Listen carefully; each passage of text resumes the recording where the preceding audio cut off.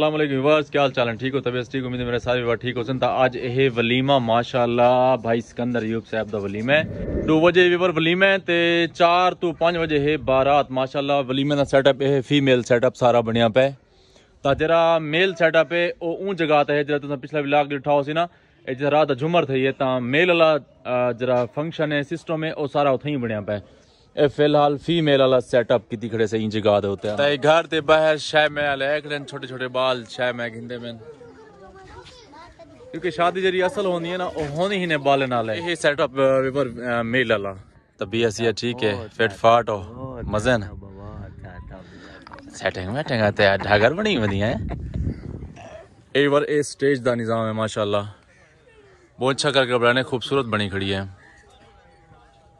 माशाल्लाह। व्यूअर सारा दूल्हा साहब तशरीफ फरमायन जनाब।